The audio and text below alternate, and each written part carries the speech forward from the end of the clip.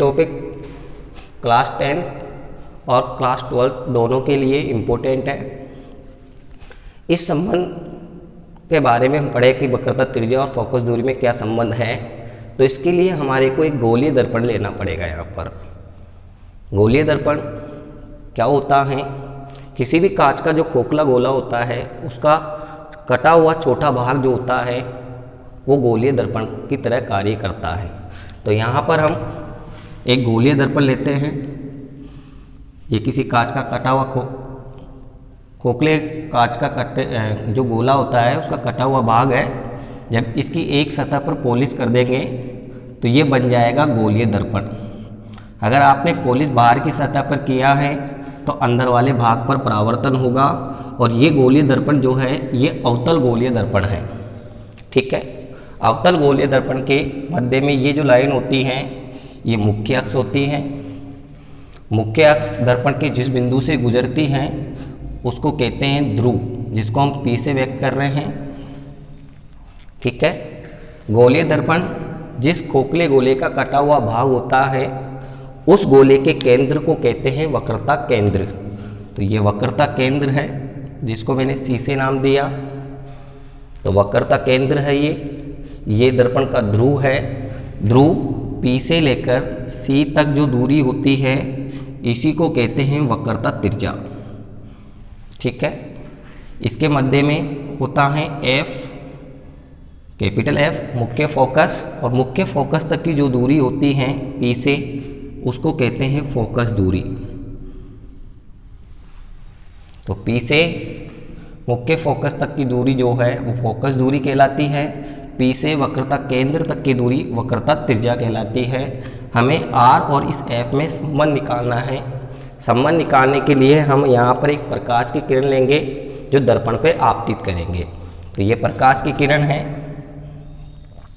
ये समांतर किरण है मुख्य अक्ष के समांतर किरण है। ये आपतित किरण है जो यहाँ पर M बिंदु पर आपतित हो रही है।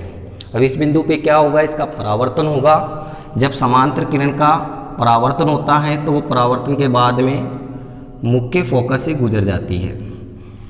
तो ये आपतित किरण है, ये परावर्तित किरण है। अब इसके इस बिंदु पे अभिलंब खींचेंगे, अभिलंब C से खींचा जाएगा तो ये अभिलंब है। ये प्रकाश की किरण है, इस किरण को हम कह सकते हैं आपतित किरण। ठीक है, ये परावर्तित किरण है और ये क्या है, अभिलंब है। ठीक है दोस्तों, अब मैंने आपको परावर्तन के नियम में बताया था कि आपतित किरण अभिलंब के साथ जो कोण बनाती है, ये वाला कोण अभिलंब के साथ है, ये है आपतन कोण। और परावर्तित किरण भी अभिलंब के साथ ये कोण बनाती है, इस कोण को कहते हैं परावर्तन कोण। और हमने परावर्तन के नियम में पढ़ा है, परावर्तन के नियम से क्या बताया था दोस्तों कि आपतन कोण जो होता है वो परावर्तन कोण के बराबर होता है। तो कोण I किसके बराबर है, कोण R के बराबर है। ठीक है दोस्तों, अब आपको एक चीज़ यहाँ समझना पड़ेगा कि देखिए ये किरण और मुख्य अक्ष दोनों समांतर हैं। समांतर किरणों के बीच में तिरछी लाइन आती है ये,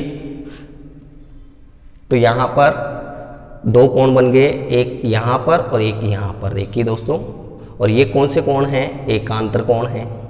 कौन से कोण है ये, एकांतर कोण आपस में क्या होते हैं, बराबर होते हैं। इसका मतलब जो कोण यहाँ आई है वो कोण यहाँ पर आई होगा। कौन सी विधि के माध्यम से, एकांतर कोण के नियम से। तो यहाँ पर अपन इसको नाम दे देते हैं, यहाँ पर कोई सा भी नाम दे दो। जैसे इसको M नाम दे दिया तो इसको N नाम दे दो। तो ये N, M और C ये तो है I, और एक है MCF, ये कोण भी क्या होगा, I होगा, क्योंकि कौन से कोण है ये दोनों, एकांतर कोण हैं। तो हम यहाँ लिखेंगे कोण NMC बराबर MCF बराबर क्यों है बताइए, कौन से कोण है ये, एकांतर कोण।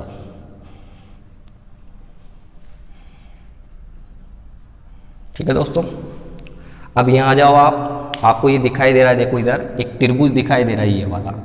कैसे बोलो त्रिभुज को? MCF, ये वाला त्रिभुज। ऐसे बोलो MFC, ये त्रिभुज है। इस त्रिभुज में ये कोण और ये कोण बराबर है। जब किसी त्रिभुज में दो कोण बराबर होते हैं तो उस कोण को उस त्रिभुज का नाम होता है समद्विबाहु त्रिभुज। ये एक त्रिभुज है, आपको दिखाई दे रहा है MCF, ये त्रिभुज है। इस त्रिभुज में ये दोनों कोण बराबर हैं। जिस त्रिभुज में दो कोण बराबर होते हैं उस त्रिभुज का नाम होता है समद्विबाहु त्रिभुज।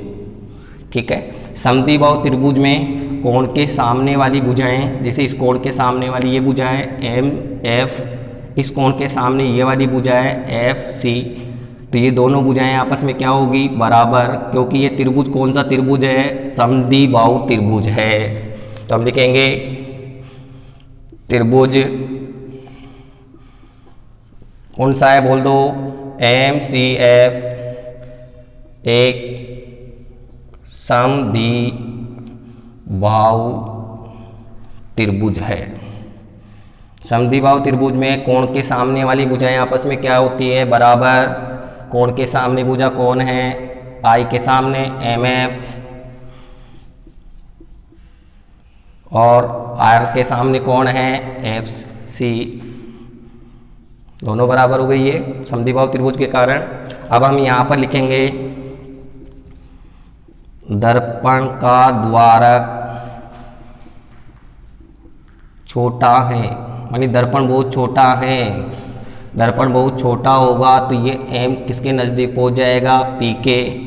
तो M बिंदु P के संपाती होगा, संपाती होगा। इसका मतलब जहाँ पर M लिखा हुआ है वहाँ पर क्या लिख सकते हैं? P लिख सकते हैं, क्योंकि M P के संपाती हो गया तो समीकरण 1 बदल जाएगा।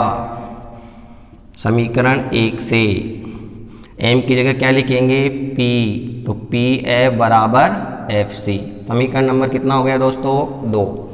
कोई दिक्कत है? अब हमारे पास समीकरण नंबर 2 आ गया। अब हम सिंपल मेथड काम में लेते हैं। P से C तक दूरी जो है वो 2 भागों में है, P से F और F से C। तो चित्रानुसार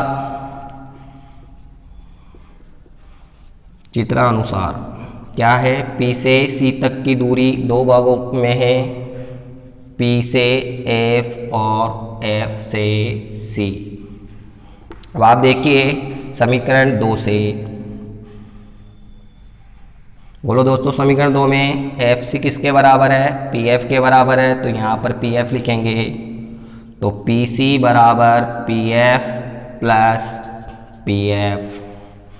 ठीक है दोस्तों, अब इसके आगे यहाँ देखो आप, PF जुड़ेगा तो PC बराबर कितना हो गया?